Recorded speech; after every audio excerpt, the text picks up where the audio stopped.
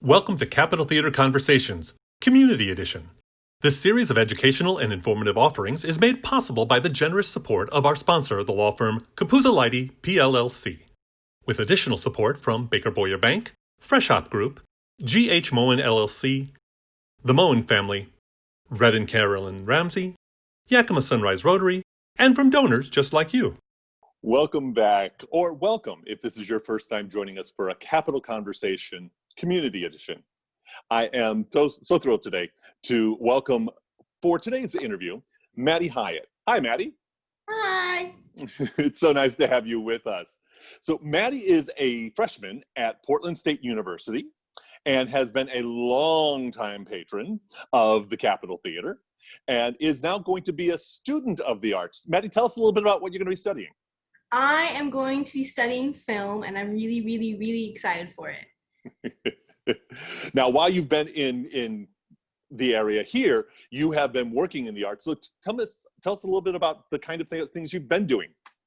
So a lot through high school and a little bit through middle school, I have done a lot of acting and I've done some directing. I recently did some script writing. That was really fun. I've just got to work with so many great people, and it's been really fun seeing everything come together. And a lot of that work, while you've done some on-stage work, you've been doing a lot of that from the backstage. Yeah. And enjoying. You've also been tremendously supported in your passion and love for the arts by a family that really multi-generationally has been just such great patrons of the arts altogether. Oh, absolutely. Yeah. And you have done a beautiful job of interviewing your grandmother, Karen Hyatt. Yeah. Karen is a longtime patron of the arts. She is a passionate supporter of the Capitol Theater, former board member, former chair of the board for the Capitol Theater. And it is just such a lovely opportunity that you were willing to take on this opportunity to have a conversation and interview her. And one of the things I wanted to ask of you as we lead into that interview is, what are the things that you feel you've learned most from the support you've received from your grandmother? Something that I've learned has definitely been how important showing your support is. Even if it's small, like a little bit can go so far. Even if you're just buying the tickets or you're in the front row, it's just showing support and being there for the people that are putting on this beautiful production. It means so much to so many people. Yeah. What's your favorite memory of the Capitol Theater? Oh man,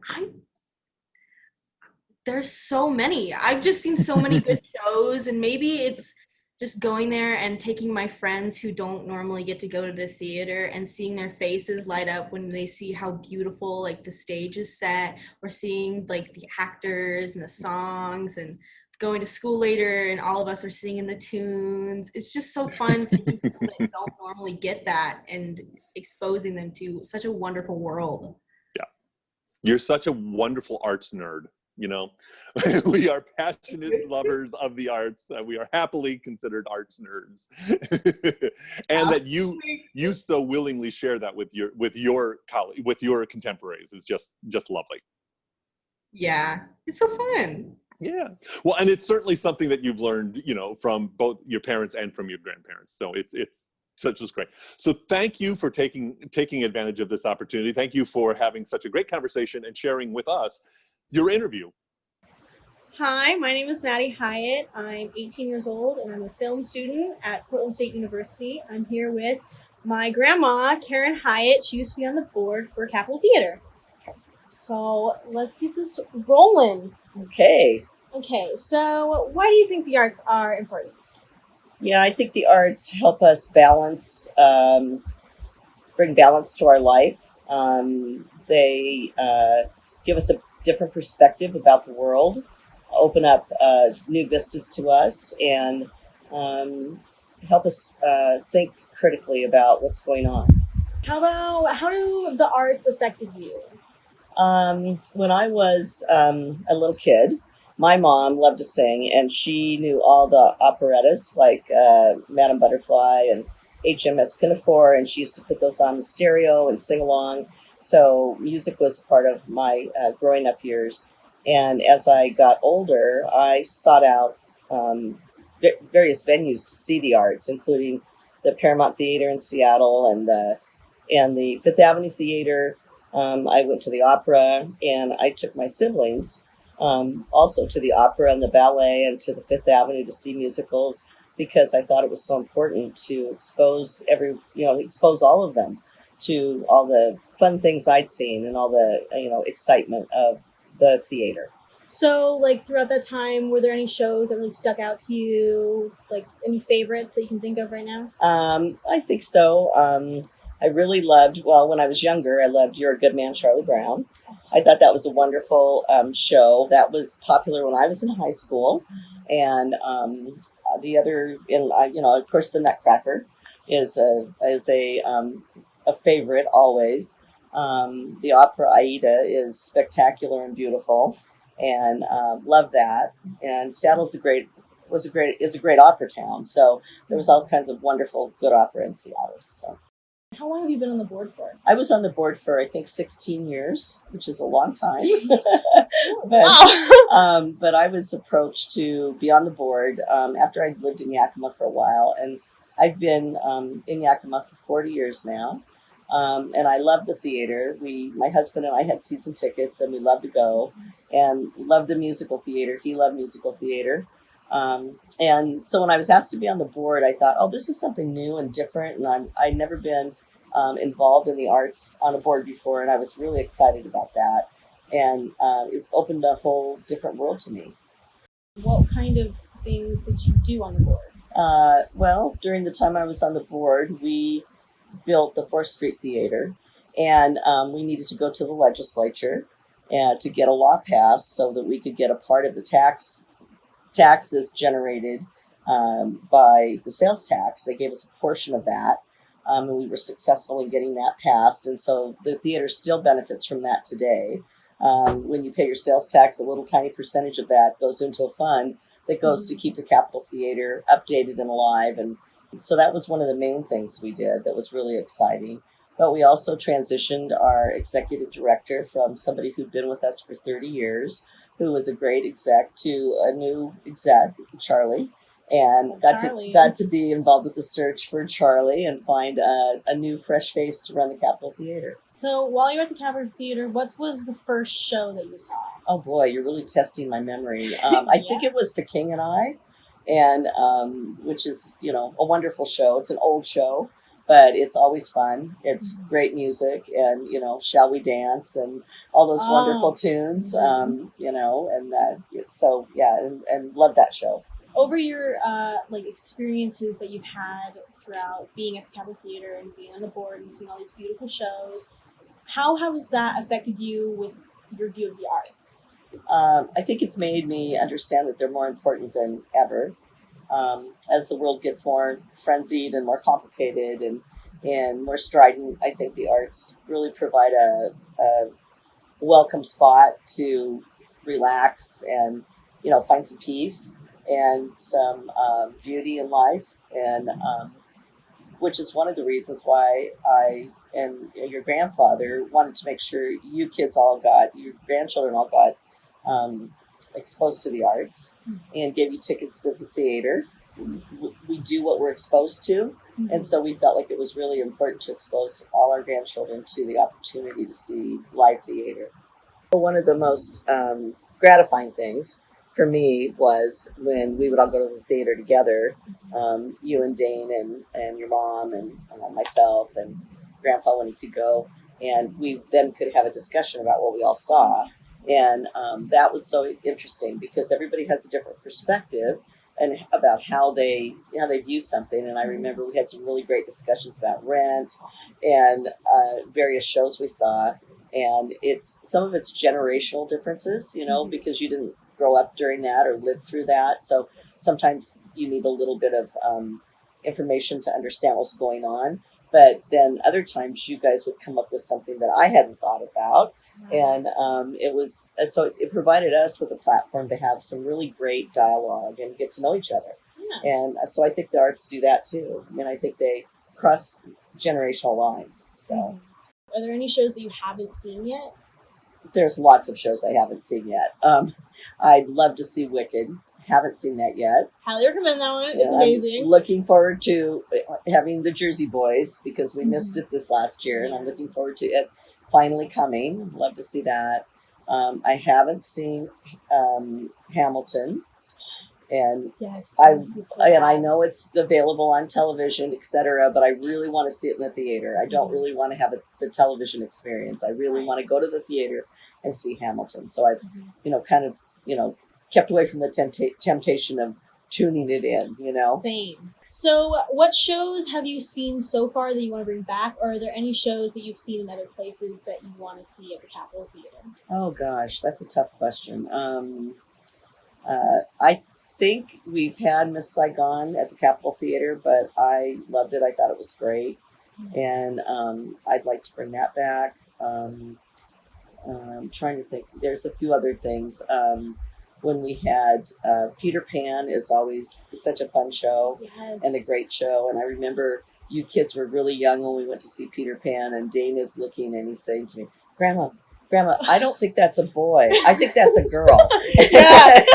And I said, Dane, you have to use your imagination. You have to just pretend, Dane. And he goes, Grandma, I can see the wires. And I said, he goes, I can see. I said, this is the thing about theater, Dane. You just have to pretend you don't see the wires and just get into it. And then he had this great time, and loved it and just had so much fun and was sitting on the edge of his seat, all just jazzed about it. So that's the thing I love, is to watch people get so excited and turned on by what they're seeing, It's so interesting having people, especially today with technology, there's so many things that you can see online, and you can already just view movies or videos, YouTube, all these platforms that you can watch on. But I don't think anything can compare to seeing it on stage, because there's a difference between being in your living room and watching a movie and then seeing the really intense parts, but it's nothing like feeling the energy in the room when you're the big moment, the big climax of the show, and you just feel the tension and the energy, and then everything just kind of cuts off because intermission, and you're stuck sitting there next to your person that you're with, and you're just, oh my goodness, what's gonna happen? Yeah, live audience. I don't think there's anything better than being part of a live audience. And exactly what you're describing, the energy that's generated by a great performance and a great cast. And I remember when we were watching Chicago, how electric Chicago was, and how wonderful it was, and how perfect the parts, everyone did their parts. And I think we commented afterwards, there wasn't a flaw. We couldn't see a flaw. And of course we're looking for little things, because we like the theater, so we're always going, how did they do that? What did they do? How did they do that? And trying to figure it out. And definitely, it's fascinating. It's really fun. So when you're sitting there, obviously when you've gone to the theater a lot, you are thinking, how did they do that? But you subconsciously are trying to keep out did they mess up right here? What's different? What's different? Because there's been a few shows of Cinderella at the Capitol Theater and just around town in general that I've gone to, and I notice the differences in a few things, and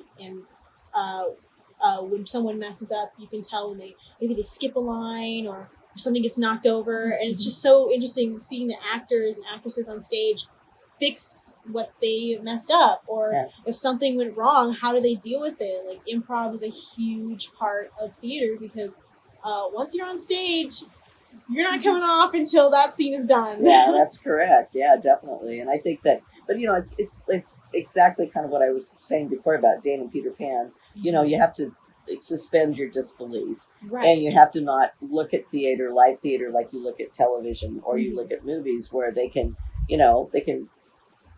get rid of the line. You're never going to see the thing that I can't think of his name. What is his name? Any action scenes where somebody's swinging from a line that's supposed to be flying, because they're going to erase it, so we don't see it. But you're going to always see that in the theater, and so you do have to say to yourself, I don't see that, and I buy into this. You have to kind of give yourself to what's going on the stage. And Absolutely. I think that when you do that, then some of those little flaws just aren't as important anymore. Right. They just kind of slide by you. because they don't change the action, they don't change the intensity of what you're seeing on the, portrayed on the stage. So have you been in any productions before? I have not. Never. Really? No. Interesting. No, I was never in drama. I was in choir, but I was not I was the editor of my newspaper in high school, so I got to see a lot of drama Really and cool. review a lot of drama and Mm-hmm. go to things as with several other high school editors and in Seattle. And I guess that was the other introduction I had, was I got to go to live theater quite a bit. They made that available to us, and so I got to see all kinds of different things and do reviews. And So can you go more into detail about what a tech show is? yeah, one of the things that we were able to do when we put the Fourth Avenue Theater on, we also built what we call the production center, which is the back, what happens on the back side of the theater that you don't see when you're sitting in the seats. And we enlarged all the space that we have in the back of the theater so that we could bring in more trucks, we could bring in more props, we could bring in more sound, and we made it more user-friendly for the various touring shows. So one of the things we've been able to do is invite different shows that are just in pre-production to come to Yakima, and tech, which means they're working out their sound, they're working out their lights, they're working out their spots on stage. And so they spend 2 weeks in Yakima with us, rehearsing, getting all those things dialed in and correct and working the way they need to. And we have such a beautiful theater. The Pantages Theater style theater that we have is gorgeous and very well maintained. And so they enjoy being there. It's a great working space. And then that lets us bring some really quality things to Yakima that are supported by the fees they pay us, and then we split the money with them for the performances. We can bring those shows in at a lot less cost, and be able to do 2 or 3 shows, and we get to see them first. So before they actually go on the road, and it's a great opportunity for Yakima to experience shows we probably couldn't afford to bring. And oftentimes those are productions that are bigger. They have a lot more props, they have a lot more equipment, and we have the space to do that. So we have a really great reputation nationally for being able to provide that kind of space, and we're sought after for that. So is there anything that you would want to say to any art students like me, like pursuing anything in the arts? Like, what advice do you have out there for them as someone who's been seeing all this beautiful artwork? I think there's opportunity. Obviously, you found opportunity, as a drama student and a music student, and you've acted. Plus, you've also done production, and you've also written, and you've also done sets. And I think you've kind of experienced a lot of different facets of the arts, and you've kind of found a niche that you're going to pursue. And so for people that don't think there's, that's available, that's not true, obviously. Yeah. And there's all kinds of opportunities for students to be involved with the Capitol Theater. And I think that that's something that the school district should continue to promote, and the board should continue to, bring to those districts. We have Capitol Kids, which is a great program for young kids and middle school kids. And that's a good introduction. That's a wonderful theater introduction. And it's a way to get young people excited about live theater. And there's study guides that go with go with those shows, and teachers can avail themselves of those. So there's all kinds of ways to introduce kids to the arts. I've definitely put my toe in the water for the arts, as you mentioned before, and there's just so many different ways that people can go about it. Like, I have so many friends that were scared to pursue art because they didn't know if they could act, or they're like, I can't sing, I don't play an instrument, what do I do? And there's just so many outlets that you can go to. Like, there's the technical side of things, there's sound, there's just stage, just everything, and script writing, and all these amazing things that people do. That it's actors are one thing, but theater in itself is just, there's so much, but yet no one sees except what's on the stage. And Mm-hmm. there's so many people that work so hard behind that it's insane to see that. It's like when you look at the credits of a movie, all you see is the actors and all that fun stuff. But then the credits are rolling and there's so many people that worked so hard on this, and they spent hours and lives just doing this amazing art. Certainly. And so if you're a writer like I was with journalism and being a writer, then I look at all the arts and go, oh well, there's writers everywhere in the arts. Right. There needs to be a story, there needs to be a screenplay, there needs to be an adaptation. So there's all kinds of opportunities for writing experiences in the arts too. Well, that is all that I have. So thank you. Oh, you're welcome. Thank you for the wonderful questions and the opportunity to chat about this. Thank you to Charlie for reaching out Yes. and having us do this. Yes. Always like to talk about the theater. Always like to talk about the Jewel of Yakima. Oh, that was wonderful. Thank you again to both Maddi Hyatt and to Karen Hyatt for taking the time, sharing with us their love of the arts, their passion for the arts, and how truly a family can support each other in really enjoying the arts together. Once again, thank you so much for coming in, joining us for this conversation, for sticking around with us, and please remember to keep connected while we are all mindfully keeping apart. Thanks much.